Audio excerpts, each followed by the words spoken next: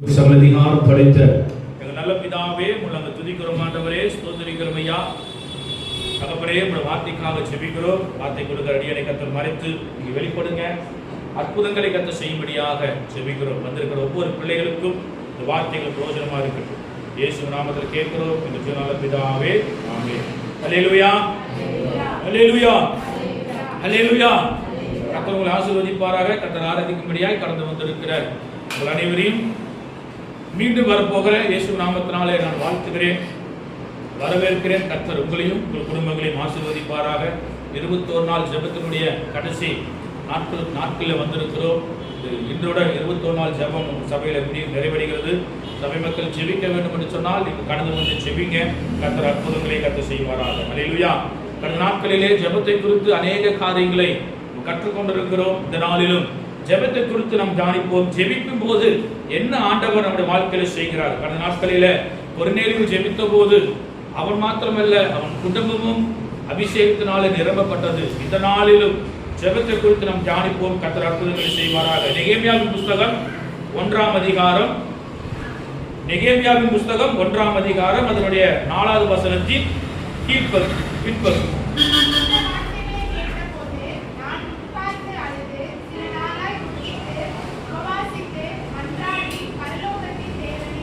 கர்த்தரை நாம் மகிமைப்படுவதாக. கடந்த 3 மாத காலங்கள் நம்மை பாதுகாத்த தேவன் 4வது மாதத்திலும் கர்த்தர் நம்மை பாதுகாத்து நடத்துவாராக. இந்த மாதத்தில் தேவன் கொடுத்த வாக்குத்தத்த வார்த்தை, சமாதானத்தோடு போ, இஸ்ரவேல் தேவனிடத்தில் கேட்ட ஒரு வார்த்தையின்படியே உனக்கு கட்டளையிடுவாராக என்று சொன்ன இந்த வார்த்தையை கொண்டு உங்களை ஆசீர்வதிக்கிறேன். கர்த்தர் உங்களையும் குடும்பங்களையும் ஆசீர்வதிப்பாராக. சில நாள் துக்கித்து, நெகேமியாவின் புஸ்தகம் 1ஆம் அதிகாரம் 4வது வசனம். இந்த நாளிலே நம் ஜெபத்தை குறித்து தியானிக்க போகிற காரியம் நெகேமியாவின் ஜெபம். நெகேமியா ஏன் ஜெபம் பண்ணுனா, எதற்காக ஜெபம் பண்ணினார் என்று சொல்லி நம்ம பார்க்கும்போது, சில நாள் துக்கித்து உபவாசித்து மன்றாடி பரலோகத்தின் தேவனை நோக்கி, கடந்த இந்த பழைய ஏற்பாட்டு காலத்துல நீங்க பார்ப்பீங்க என்று சொன்னா, ஒரு சம்பவம் நடக்கிறதுக்கு முன்பாக ஒரு எச்சரிப்பு வருகிறது என்று சொன்னால், ஒரு நியாய தீர்ப்பு வருகிறது என்று சொன்னால், அந்த நியாய தீர்ப்பு தப்பித்துக் கொள்ள வேண்டும் என்று சொன்னால் ஜனங்கள் என்ன செய்தாங்களாம், தேவ சமூகத்திலே உபவாசித்து ரட்டுடுத்தி தேவ சமூகத்தில் உட்கார்ந்து அழுது புலம்பி ஜெபிப்பார்கள். அல்லேலூயா. இந்த பழைய ஏற்பாட்டு காலத்துல தேவன் அந்த நாட்களிலே நெகேமியா சொன்ன காரியம் என்னவென்று சொன்னால், சில நாளாய் துக்கித்து. ஏன் அவனுக்கு அந்த துக்கம் வந்தது என்று சொல்லி பார்க்கும்போது, எரேமியா என்றால் எபிரேய மொழியிலே நெகேமியாவுக்கு என்ன அர்த்தம் என்று சொன்னால், இறைவனே எனக்கு ஆறுதல் என்று சொல்லி. நெகேமியாவுடைய பெயருடைய அர்த்தம் என்னவென்று சொன்னால், இறைவனே எனக்கு ஆறுதல். நெகேமியா யார் என்று சொன்னால், இவன் அர்த்தசஷ்டாவுடைய நேர்முக பணியாளர். இவர் ஒரு யூதர். இவர் யூதராக இருந்த நாட்களிலே சூசான் அரண்மனையில் இருக்கிற அர்த்தசஷ்டா ராஜாவுக்கு நேர்முக பணியாளர், நேர்முக ஒரு பணியாளர் இருக்கிறான்.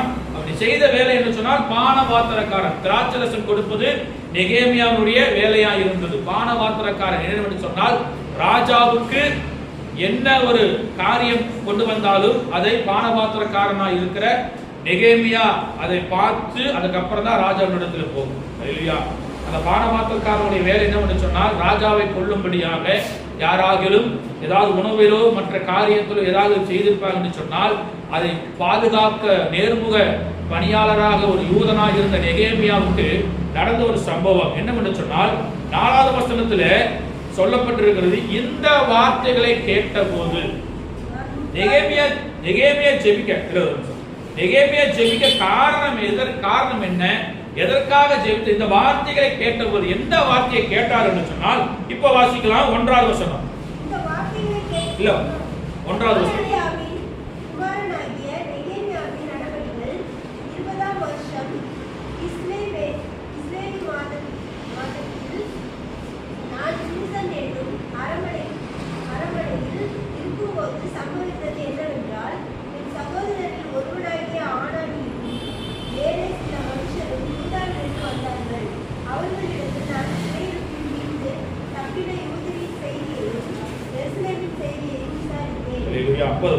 இங்க நெகேமியா ஜெபிப்பதற்கும் துக்கித்து இந்த வார்த்தைகளை கேட்ட பின்பு என்கிற அந்த காரியத்திற்கு என்ன நடந்ததா, நெகேமியா சூசான் அரண்மனையில் இருந்த போது யூதாவிலிருந்து சில மனிதர்கள் கடந்து வருகிறாங்க, எருசலேமிலிருந்து கடந்து வருகிறாங்க. எருசலேமிலிருந்து கடந்து வந்த மனுஷரிடத்துல நெகேமியா விசாரிக்கிறான். என்ன விசாரிக்கிறானா? என்ன யூதாவின் செய்தியும் எருசலேம் செய்தியும் விசாரித்த போது சொன்ன சம்பவம் வாசிக்கலாம். 3வது வசனம். அதற்கு அவர்கள் சிறையிருப்பில் வீற்றிருக்கிறவர்கள் அந்த தேசத்திலே மகா தீமையும் நிந்தையையும் அனுபவித்தார்கள். எருசலேமின் அலங்கம் இடிபட்டதும் அதன் வாசல்கள் அக்கினியால் சுட்டரிக்கப்பட்டதுமாய் கிடைக்கிறது என்றார்கள். அல்லேலூயா. அதற்கு அவர்கள் யாரு? எருசலேமிலிருந்து கடந்து வந்த மனுஷர்கள் நெகேமியாவுக்கு சொன்ன பதில் என்னவென்று சொன்னால், எருசலேமின் அலங்கம் இடிபட்டது என்று சொல்லி, ஆலயம் இடிபட்டது, வாசல்கள் சுட்டெரிக்கப்பட்டது என்று சொல்லி கேட்டபோது, இந்த வார்த்தைகளை கேட்டதுக்கு அப்புறம் தான் நெகேமியா துக்கித்து போனான் என்று சொல்லி பார்க்கிறோம். அல்லேலூயா. ஏனென்று சொன்னால் அவன் தேவன் மேல் பக்தி வைராக்கியம் உள்ளவன் மாத்திரமல்ல, தேவனுடைய ஆலயத்தின் மேலும் பக்தி வைராக்கியம் நிறைந்த நெகேமியா எருசலேமின் அலங்கம் இடிக்கப்பட்டது, அதன் வாசல்கள் சுட்டெரிக்கப்பட்டது என்று சொல்லி கேட்ட போது அவர் என்ன செய்யறாரா? துக்கித்து மன்றாடி உபவாசித்து கர்த்தரை நோக்கி பார்த்தார் என்று சொல்லி பார்க்கிறோம். அல்லேலூயா. சொன்ன பாருங்க, யாருக்காவது இந்த ஒரு எண்ணம் வருமா? ஒரு வீடு இடிக்கப்பட்டிருக்கிறது, நம்முடைய ஒரு வீடு ஒரு பகுதி இடிஞ்சிருச்சு, நம்ம துக்கித்து இருப்போம். நம்முடைய குடும்பத்துல ஒரு கெட்டது நடந்துச்சுன்னா துக்கித்து இருப்போம். இவன் எங்க இருக்கிறானா? எருசலேமுக்கு இருக்கிற அரண்மனைக்கு கிட்டத்தட்ட ஒரு 4 நாள் 5 நாள் பிரயாண தூரத்தில் இருக்கிறான். ஆனா இவன் இருக்கிறது சூசான் அரண்மனையில அர்த்தசஷ்டாவுடைய ராஜ்யத்துக்கு கீழே இருக்கிறான். அவனுடைய பக்தி வைராக்கியம், அவன் எவ்வளவு காலம் அங்கு இருந்தான் என்று தெரியாது. ஆனால் எருசலேமின் செய்தியை கேட்டபோது அவன் துக்கித்து தேவனுடைய ஆலயத்திற்கு பக்தி வைராக்கியம் காண்பித்தான். அல்லேலூயா. அதற்கு அவர்கள் சிறையிருப்பில் மீந்திருக்கிறவர்கள் அந்த தேசத்திலே மகா தீங்கியும் நிந்தையும் அனுபவிக்கிறார்கள் என்று சொன்னான். இந்த 2 வார்த்தை கேட்கும் போது அவனுக்கு ஒன்றுமே நடக்கல. ஏன்னா சொல்றாரு, நாங்கள் செய்த பாவத்து நிமித்தம் உங்களுக்கு தண்டனை, அதாவது கர்த்தரை விட்டு பின்மாற்றத்தில் பின்வாங்கி போனோம் என்று சொன்னால், தேவனை விட்டு வழிதப்பி போனோம் என்று சொன்னால் நமக்கு நியாய தீர்ப்பு வரும் என்று சொல்லி கற்பனைகளில் கட்டளை கொடுக்கப்பட்டிருக்கிறது. தேவன் அழைத்த போது சொன்ன, என்ன என்று வேற தேவர் உண்டாயிருக்க வேண்டும். இஸ்ரவேல் ஜனங்கள் தேவனை தவிர மற்ற எல்லாத்தையும் வணங்கினாங்க. அப்படி வணங்கின ஜனங்களுக்கு ஆண்டவர் குறிப்பிட்ட காலத்தில் சிறையிருப்பு கொடுப்பார். நியாயாதிபதி புஸ்தகத்தில் நீங்க வாசிக்கும் போது மீதியானவர்களும் பெலிஸ்தர்களும் வந்து இஸ்ரவேல் ஒடுக்குவாங்க. அப்ப நியாயாதிபதி எழுப்புவாங்க, கிதியோன் எழுப்புவான், சிம்சோன் எழுப்புவான். இங்க அதுக்கு அப்புறம் ராஜா காலத்துக்கு அப்புறம் அவர்கள் வாழ்க்கை மிகவும் பெரிதாய் போனது. தேவனை வந்து தேடவே இல்லை. அவர்கள் இந்த விக்கிரகத்தை தான் தேடி போனாங்க, அந்நிய தேவர்கள் தான் தேடி போனாங்க. தேடி போய் சிறையிருப்பில் இருக்கும் போது அவன் சிறையிருப்பில் இருக்கிற ஜனங்களை தீங்க குறித்தாலும் அவன் கவலைப்படல. நெகேமியாவுக்கு கவலை என்ன தெரியுமா? என் ஆலயம் இடிக்கப்பட்டிருக்கிறது, என் ஆலயத்தின் வாசல்கள் சுட்டரிக்கப்பட்டிருக்கிற அந்த பக்தி வைராக்கியம் நெகேமியாவை உபவாசம் இருக்க அவன் இருதயம் தூண்டப்பட்டது என்று சொல்லி பார்க்கிறோம். அல்லேலூயா. அதுக்கப்புறம் தான் சொல்ல, இந்த வார்த்தைகளை கேட்ட போது நான் உட்கார்ந்து அழுதேன். நான் நிந்தனை அனுபவிக்கிறதுக்கெல்லாம் நான் அழுகல. ஜனங்கள் நிந்திக்கிறதுக்கெல்லாம் நான் அழுகல. என் ஆலயம் இடிக்கப்பட்டிருக்கு, அலங்கம் இடிக்கப்பட்டிருக்கிறது, வாசல்கள் சுட்டரிக்கப்பட்டிருக்கிறது கேட்ட பொழுது நான் துக்கித்து மனங்கசந்து அழுது கொண்டிருந்தேன்.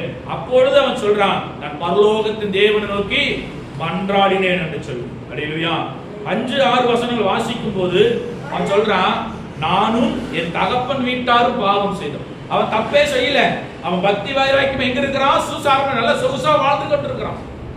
அவனுக்கு அந்த சொகுசா வாழ்ந்து கொண்டிருக்கிற வாழ்க்கையை பார்க்கிலும் ஆலயத்தின் மேலே அவனுக்கு பக்தி வைராக்கியம் அதிகமாக இருந்தது. அல்லேலூயா. ஏனென்று சொன்னால் எகிப்து தேசத்திலிருந்து ஜனங்களை கர்த்தர் அழைத்துக் கொண்டு வரும்போது மோசே மூலியமாக ஆசரிப்பு கூடாரத்தை கர்த்தர் உருவாக்கினார். வனாந்தரத்திலே கர்த்தர் தங்கி இருந்தார். கூடார மகிமை எங்க இருக்குதோ அங்க கூடாரம் போடுவாங்க. மகிமை எழும்பும் போது சிவஜனங்கள் புறப்படுவாங்க. இப்படியா இருக்கும் போது கர்த்தருக்கென்று ஆலயம் கட்ட வேண்டும் என்று சொல்லி தாவீது நினைத்தார். தாவீது நினைத்த காரியத்தை சாலமோன் செய்தார். சாலமோன் கட்டின ஆலயம் அலங்கம் இடிக்கப்பட்டிருக்கிறது. ஏனென்று சொன்னால் இஸ்ரவேல் ஜனங்கள் செய்த பாவத்து நிமித்தமாக, இஸ்ரவேல் ஜனங்கள் செய்த தவறு நிமித்தமாக. இப்ப வாசிக்கிற 5வது வசனம். பரலோகத்தின் தேவனாகிய கர்த்தாவே,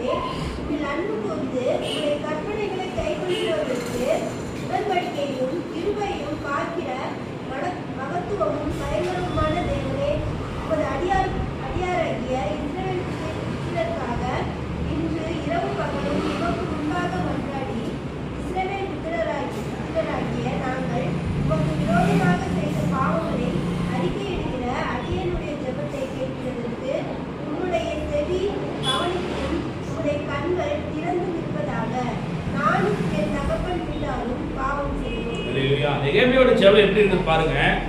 5வது வசனம் சொல்லப்பட்டிருக்கிறது, தேவனை உயர்த்துகிறார், தேவனை மகிமைப்படுத்துகிறார். எப்படியா? பரலோகத்தின் தேவனாகிய கர்த்தாவே, உம்மில் அன்பு கூர்ந்து உம்முடைய கற்பனை கைக்கொள்ளுகிறவர்களுக்கும் உடன்படிக்கையும் கிருபையும் காக்கிற மகத்துவமும் பயங்கரமான தேவனே, உமது அடியாராகிய இஸ்ரவேல் புத்திரருக்காக இன்று இரவும் பகலும் உமக்கு முன்பாக மன்றாடி.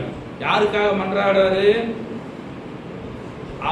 நெகேமியாவுக்கு தேவையில்லாத காரியம், தனக்காக ஆண்டவரே ஆலயம் அலங்கம் பிடிக்கப்பட்டிருக்கிறது, இதுக்கு ஏதாவது காரியத்தை செய்யுங்கன்னு சொல்லி கேட்டிருக்கலாம். ஆனா நெகேமியா என்ன செய்யறாரா? இஸ்ரவேல் ஜனங்களுடைய பாவத்திற்காக மன்றாடுகிறார். அல்லேலூயா.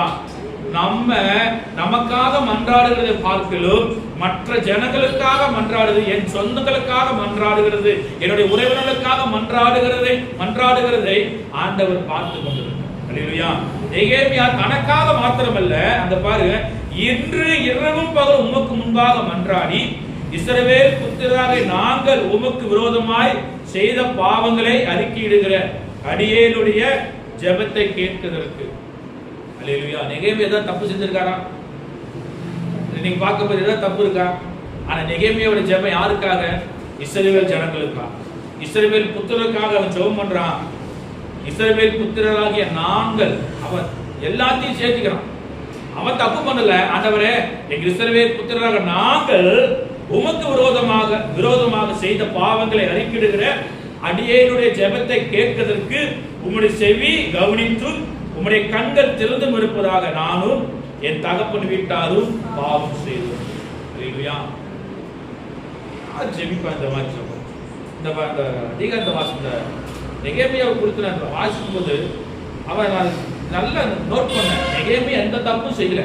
அவன் சூசா அரண்மனையில நல்ல பானபாத்திரக்காரனா நல்ல வேலையில் இருக்கிறான். அவரை குறித்து சொல்லுவோம் என்று சொன்னால், ஒரு ஆளுநர் ஒரு பதவி அவனுக்கு கொடுக்கப்பட்டிருந்தது.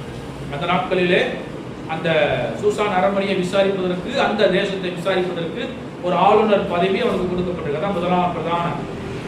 அது எல்லாம் விட்டுட்டு உபவாசம் இருந்து அழுது ஜெபிக்கிறதுக்கு காரணம் என்னவென்று சொன்னால், அவன் தேவன் மேல் பக்தி வைராக்கியம் மாத்திரமல்ல, தேவனுடைய ஆலயத்தின் மேல் இருந்த பக்தி வைராக்கியம். அல்லேலூயா.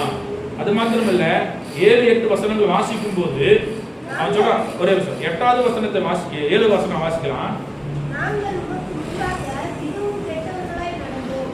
நீர் உம்முடைய தாசனாகிய மோசேக்கு கற்பித்த கற்பனைகளையும் கட்டளைகளையும் நியாயங்களையும் கைக்கொள்ளாதே போனோம். நீங்கள் கட்டளை மீறினால் நான் உங்களை ஜாதிகளுக்குள்ளே சிதறடிப்பேன் என்றும். அல்லேலூயா. எப்படி ஆண்டவர் சொல்லி இருக்கிறாரு? மோசே கொடுத்த கட்டளைகளை மீறணும். நீங்க கட்டளைகளை மீறினால் நான் உங்களை ஜாதிகளுக்குள்ளே சிதறடிப்பேன் என்று சொல்லி ஆண்டவர் முன்னாடியே சொல்லி இருக்கிறார். என்னை விட்டு நீங்க யாரை நீங்க வணங்கினாலும் சரி, என்னை விட்டு நீங்க விலகி போகினாலும் சரி, உங்களை திரும்ப கொண்டு வருவதற்குண்டான வழிகளை நான் செய்வேன் என்று சொல்லி ஆண்டவர் அப்பவே கட்டளை கொடுத்திருக்கிறார். அல்லேலூயா. அல்லேலூயா. எலியாவின் நாட்களிலே 1 ராஜாக்கள் புத்தகம் 14ஆம் அதிகாரத்துல சொல்லப்பட்டிருக்கிறது, எலியா செய்த காரியம் ஜனங்கள் 2 நினைவுகளா குந்தி அது சொல்ற ஜனங்களை பார்த்து, நீங்க 2 நினைவுகளா குந்தி நடக்கிறது என்ன? பாகால் தெய்வம் என்றால் பாகாலை பின்பற்றுங்கள், கர்த்தர் தெய்வம் என்றால் கர்த்தரை பின்பற்றுங்கள் என்று சொல்லி அங்க நடந்த சம்பவம். எலியா ஒரே ஒரு ஆள் தான். 850 பாகால் தீர்க்கதரிசி முன்பாக நின்ற தேவ மனுஷன் எலியா.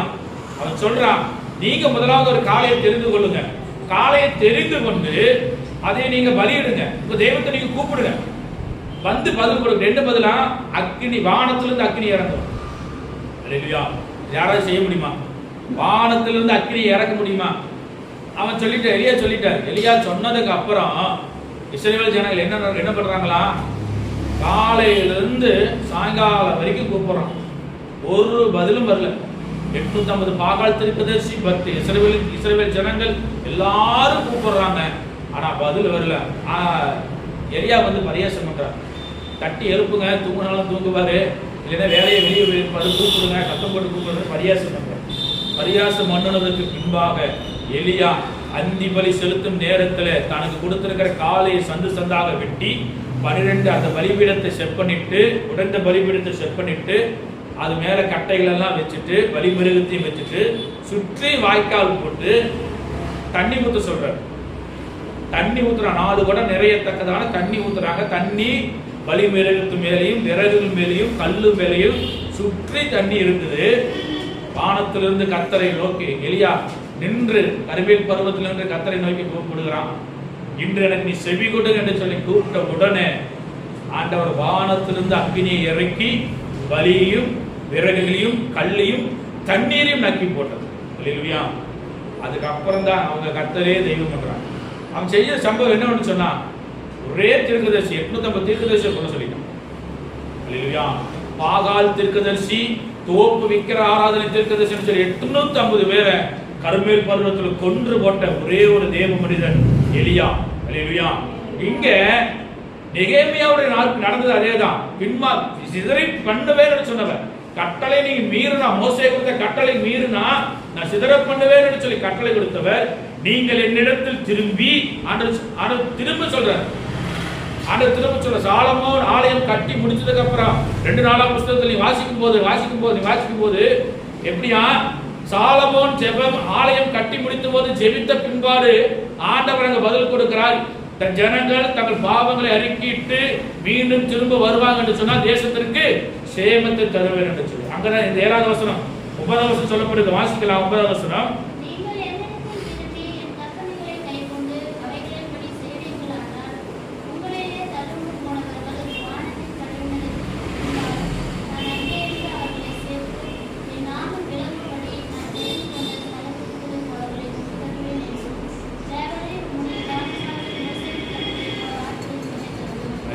இப்படியா ஆண்டவரே, நாங்க பின்மாற்றம் நாங்க உங்களை விட்டு போனாலும் எங்களை திரும்ப நீங்க கூப்பிட்டு வருவீங்க என்று சொல்லி எங்களை வாக்கு கொடுத்திருக்கிறீங்களே, அதை நினைவு கூறுங்க என்று சொல்லி நெகேமியா ஜெபம் பண்றார்.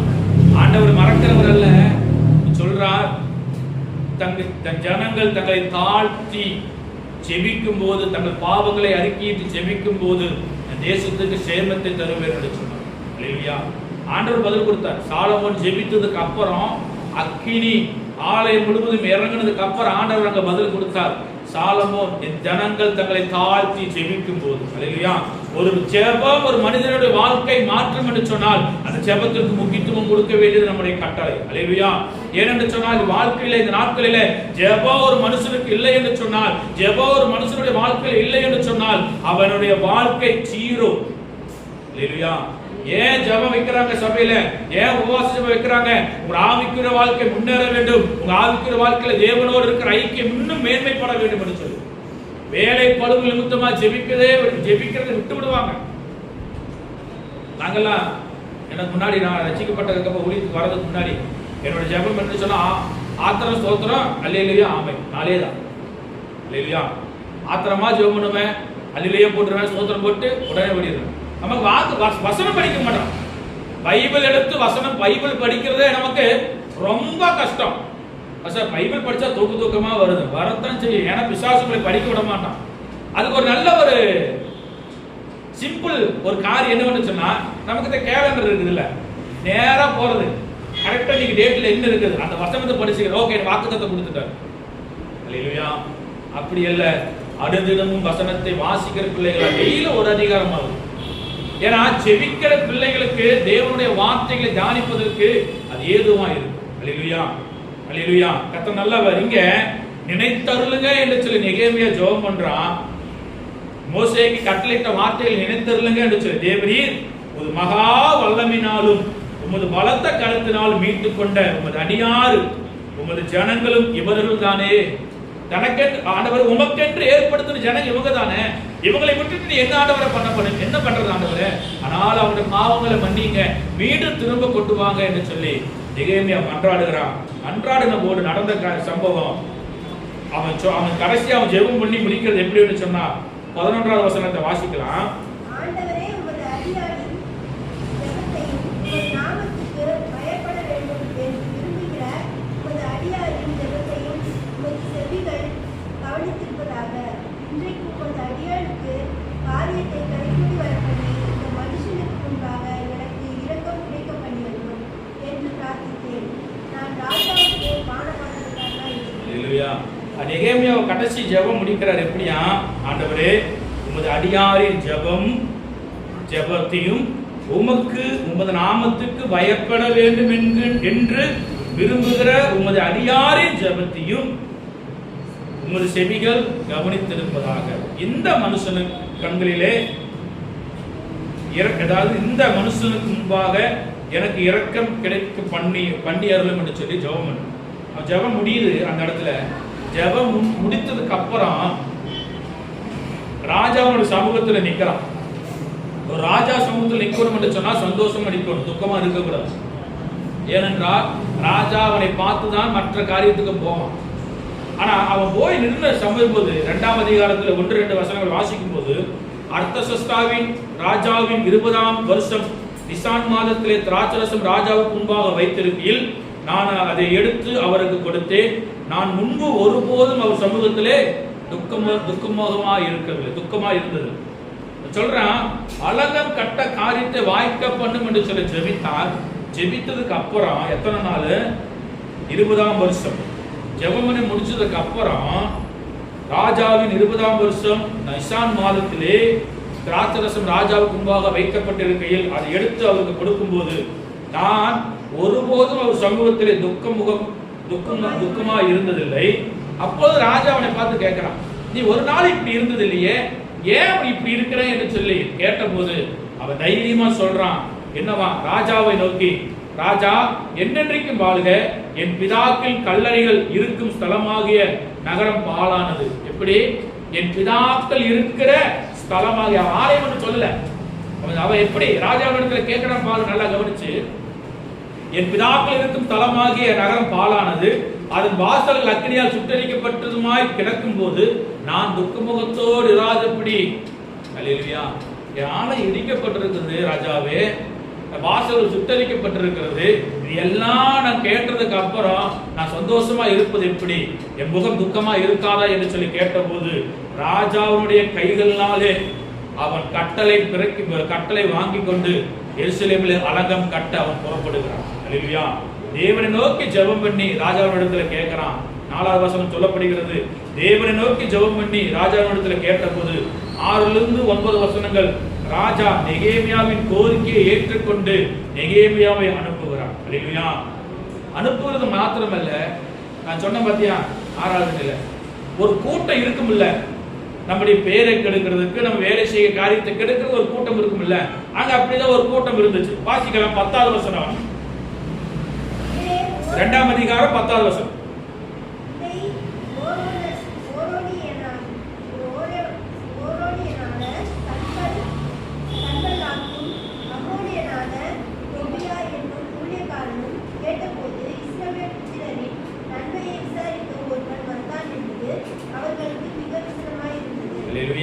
எப்படியா? சன்பல்லாத்தும் தொபியாவும் இஸ்ரவேல் புத்திரே நன்மை விசாரிக்க ஒருவன் வந்திருக்கிறான் என்று சொல்ல காரியத்தை கேட்டபோது அவர்கள் 2 பேருக்கு எப்படி இருந்துச்சான்? விசனமா இருந்துச்சான். ஒரு நன்மையான காரியத்தை விசாரிக்க யாராவது வருவாங்க என்று சொன்னால், ஒரு காரியம் செய்ய யாராவது வருவாங்க என்று சொன்னால் இப்படிப்பட்ட சம்பவம் நடக்கத்தான் செய்யும். நல்ல காரியம் செய்ய வேண்டும் என்று நாம் நினைத்தால் அதை தடை செய்ய கூட்டம் வரத்தான் செய்யும். ஆனாலும் தேவனுடைய கரம் நெகேமியாவோடு கூட இருந்தபடியால் கர்த்தர் காரியத்தை அதை தடை பண்ணினார். அல்லேலூயா. நடந்த சம்பவம் 2ஆம் அதிகாரம் 18வது வசனம், அந்த நல்ல வேலைக்கு இஸ்ரவேல் ஜனங்கள் தங்களை கைகளை திடப்படுத்தினார்கள் என்று சொல்லி பார்க்கிறோம். அல்லேலூயா.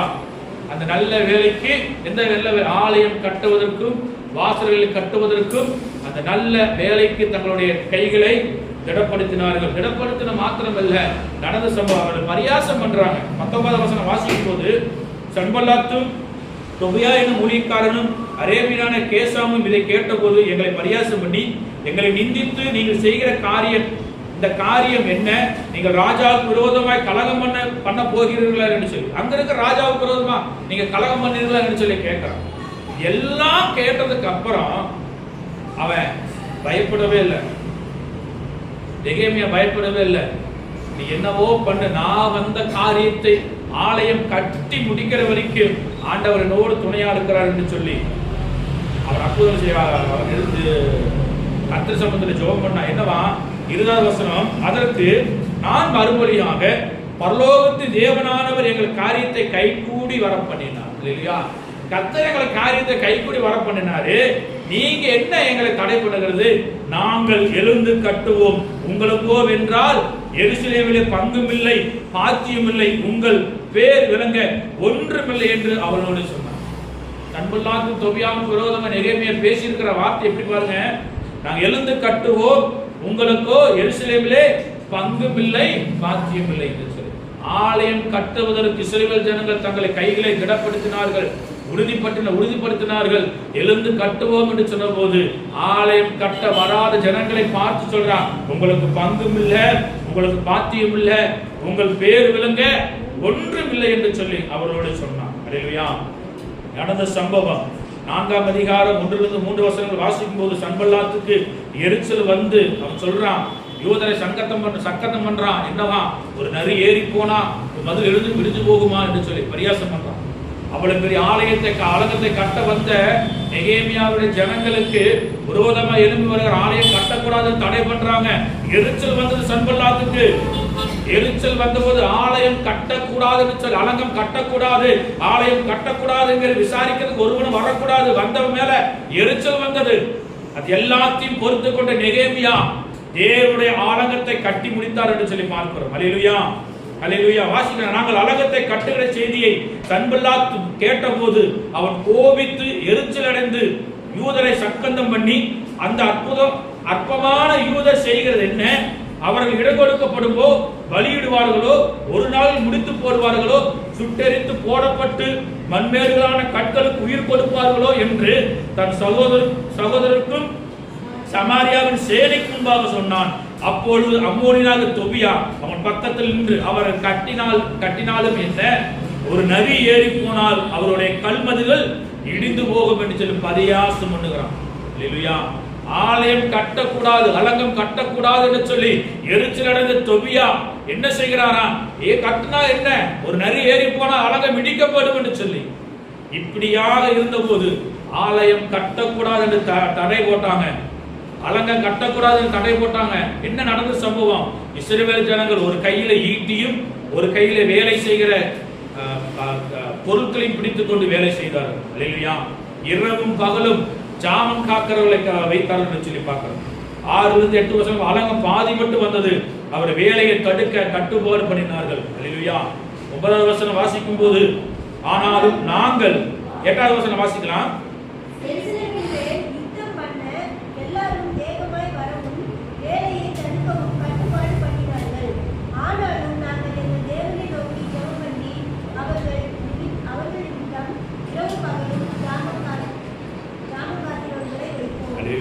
எருசலேமின் மேல் யுத்தம் பண்ண எல்லோரும் வேகமாய் வரும்போது வேலையை தடுக்கவும் கட்டுப்பாடு பண்ணினார்கள். நடந்த சம்பவம். ஆனாலும் நாங்கள் எங்கள் தேவனை நோக்கி ஜெபம் பண்ணி அலங்கத்தை பாதுகாப்பதற்கு இரவும் பகல் ஜாமக்காரர்கள் நாங்கள் வைத்தோம். அல்லேலூயா, அல்லேலூயா. இந்த காலை வேளையில தேவன் உங்களோடு எதிர்பார்க்கிறது, தேவனுடைய ஆலயத்து மேல பக்தி வைராக்கியம். நெகேமியாவுக்கு தேவையே இல்லை.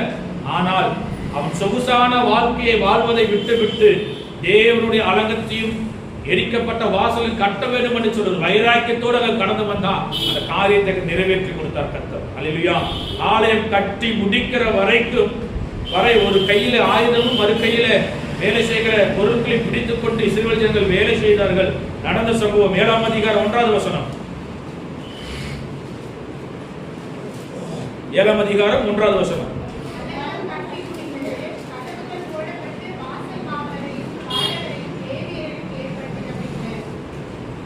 அடுத்த வசனம் வாசிக்கலாம்.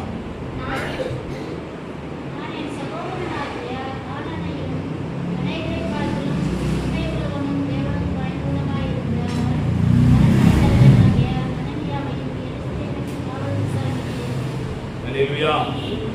நடந்த சம்பவம். எவ்வளவு தடைகள் வந்தாலும் நெகேமியா சொன்னபடி ஆண்டவர் அவனுக்கு கொடுத்த அந்த வைராக்கியத்தின்படி தேவனுடைய அலங்கத்தை கட்டி முடித்து அந்த வாசல்களை சுட்டெரிக்கப்பட்ட வாசல்கள் கட்டி முடித்ததுக்கு அப்புறம் என்ன செய்கிறாரா, கதவுகள் போடப்பட்டது. வாசல் காவலரையும் பாடகரையும் லேவியரையும் ஏற்படுத்தின பின்பு அந்த எருசலேமை பாதுகாக்க அதுல உண்மையுள்ள தேவனுக்கு உண்மையுள்ள அநேகரை பார்க்கிலும் உண்மையுள்ளவனும் தேவனுக்கு பயந்தவனுமாய் இருந்த அரமனை தலைவனாகிய அனனியாவையும் எருசலேமின் காவல் விசாரணைக்கு ஏற்படுத்தினேன். அல்லேலூயா, அல்லேலூயா. சும்மா விட்டுட்டு வரல, கட்டியாச்சு கிளம்பல. என்ன பண்றாரா? எருசலேமை பாதுகாத்து விசாரிக்க உண்மையுள்ளவனும் தேவனுக்கு பயந்தவனுமாய் இருந்த அனனியாவை எருசலேமின் காவல் விசாரணைக்கு ஏற்படுத்தினேன் என்று சொல்லி அதுக்கு அப்புறம் தான் நெகேமியா அங்கிருந்து கிளம்புறார். அல்லேலூயா. அது வரைக்கும் எத்தனை ஆண்டுகள் தெரியல, அது வரைக்கும் அங்கேயே இருந்து தன்னுடைய தேவன் மேல் இருந்த பக்தி வைராக்கியத்தின் நிமித்தமாக, தேவன் மேல் இருந்த அன்பு நிமித்தமாக அந்த அலங்கம் கட்டி முடிக்கிற வரைக்கும் நெகேமியா அங்கேதான் இருக்கும். அல்லேலூயா. கட்டுனதுக்கு அப்புறம் தான் அந்த தடைகள் வரும், போராட்டங்கள் வரும்.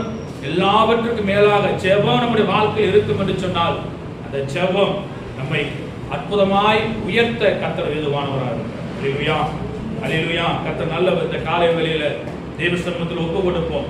கேட்ட வார்த்தையின் பிரகாரமாக நெகேமியா சொகுசான வாழ்க்கை வாழ்ந்து கொண்டிருக்கலாம், அவனுக்கு அதை பற்றி கவலையே இருந்ததுக்கு தேவையில்லை. ஆனாலும் தேவனுடைய கற்பனைகளை கற்றுக்கொண்ட, தேவனுடைய நியாயப்பிரமாணத்தை கற்று தேறின நெகேமியாவுக்கு அலங்கம் இடிக்கப்பட்டது என்று சொல்லி செய்தி கேட்டவுடனே அவன் துக்கித்து அழுதான்.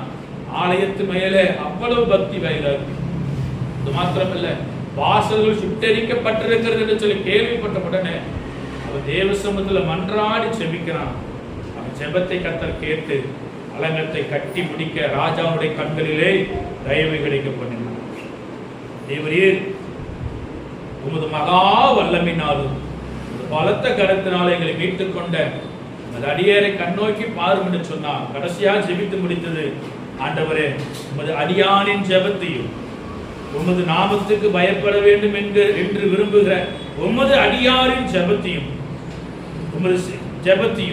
உமது செவிகள் கவனித்திருப்பதாக என்று சொல்லி இந்த காரியத்தை கைகூட வர பண்ணின அந்த நல்ல வேலைக்காக இஸ்ரவேல் ஜனங்கள் தங்கள் கைகளை திடப்படுத்தினார்கள்.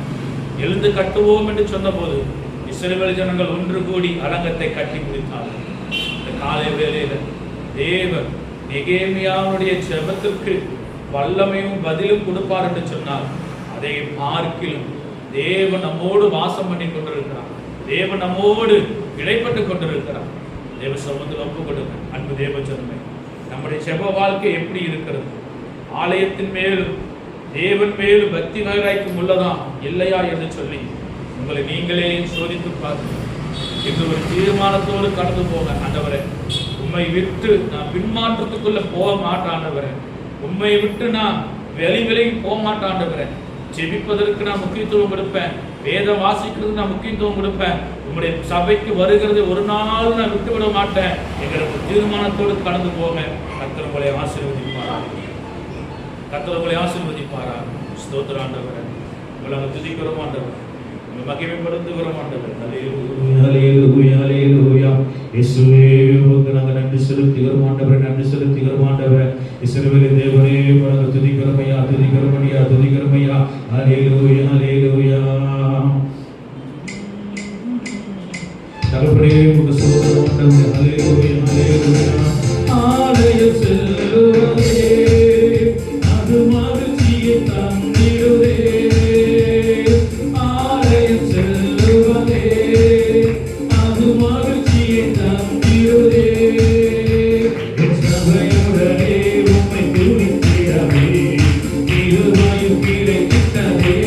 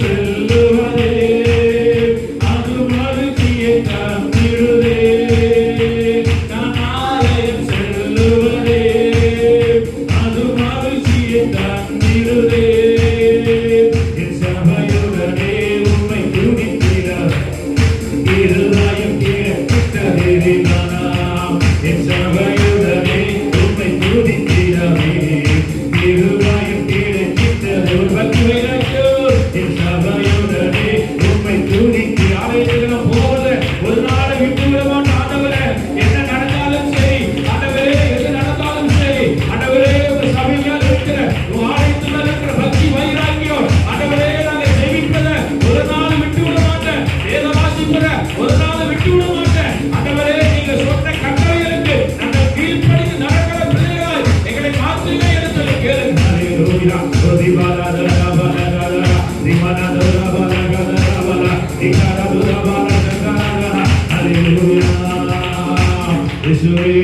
நன்றி ஆண்டவரே, நன்றி ஆண்டவரே, நன்றி ஆண்டவரே, நன்றி ஆண்டவரே. உமக்கு நன்றி அப்பா, உமக்கு நன்றி ஆண்டவரே. ஹல்லேலூயா. தேவ சமூகத்துல ஒரு தீர்மானத்தோட கரங்களை உயர்த்தி ஆலயம் செல்லுவதே அது மகிழ்ச்சியை தந்திடுதே. ஆலயம் செல்லுவதே அது மகிழ்ச்சியை தந்திடுதே. என் சபையுடனே உம்மை துதித்திடவே கிருபையும் கிடைத்திட்டதே. என் சபையுடனே உம்மை துதித்திடவே கிருபையும் கிடைத்திட்டதே. ஆராதிக்க வந்தோம், அன்பு கூற வந்தோம், யெகோவா தேவனையே துதித்திட வந்தோம், தொழுதிட வந்தோம், தூயவரே இயேசுவையே. இந்த காலை வேளையில நமக்கு ஒரு ஆலயத்தை கர்த்தர் கொடுத்திருக்கிறார், ஆராதிக்க ஒரு இடத்தை கொடுத்திருக்கிறார். இந்த இடமில்லாத அநேக ஜனங்கள் உண்டு.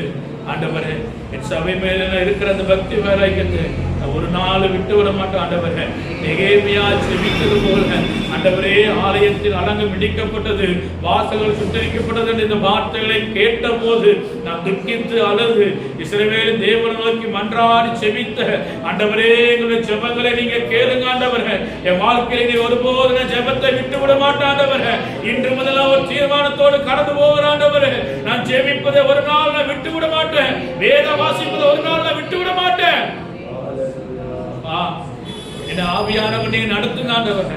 விசாசானவரே, எங்களை தகப்பனே, சன்பல்லாத்தும் தொபியாம் இஸ்ரவேல் ஜனங்களும் நெகேமியாவை பரியாசம் பண்ணின போது கூட ஆண்டவரே, அவன் எழுந்து கட்டுவோம் தங்களுடைய வேலைக்கு தங்களுடைய கைகளை திடப்படுத்துவது போல ஆண்டவரே, பிள்ளைகளை நீர் ஆசீர்வதிங்கப்பா.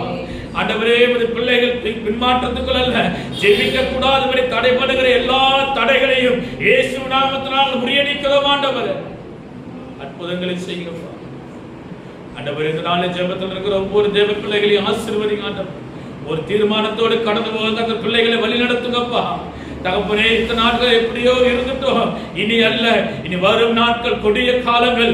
ஒரு மனிதனுடைய ஜெபம், ஒரு மனிதனுக்கு ஜெபம் வாழ்க்கையில் இல்லை என்று சொன்னால் அவன் வாழ்க்கை ஜீரோவாக முடியும், அவனுடைய வாழ்க்கை பூஜ்ஜியமாக போகும். ஜெபம் ஒரு மனிதனை மாற்றும், ஜெபம் ஒரு மனிதனை மறுரூபமாக்கும், ஜெபம் தேவனுடைய உறவுல இன்னும் ஐக்கியப்படும். ஜெபிப்போம், ஜெயமெடுப்போம், தேவநாமத்தை மகிமைப்படுத்தும். நல்ல தகப்பனே, உமக்கு நாங்கள் நன்றி செலுத்துகிறோம் ஆண்டவரே. கேட்ட வார்த்தையின் பிரகாரமாக நெகேமியா ஆண்டவரே, ஆலயத்திற்காக பக்தி வைராக்கியம் பாராட்டி வாசி ஜெபித்தது போல ஆண்டவரே, நாங்கள் ஜெபிக்க கர்த்தர்களுக்கு உதவி செய்யுங்க, கிருபை பாராட்டுங்க. இதனால் வந்திருக்கிற ஒவ்வொரு தேவ பிள்ளைங்க ஆசீர்வதிங்க. இதை கேட்கிற பார்க்கிற தகப்பனே ஸ்தோத்திரம், ஒவ்வொரு தேவ பிள்ளைகளுக்கு அதை பலப்படுத்துங்க.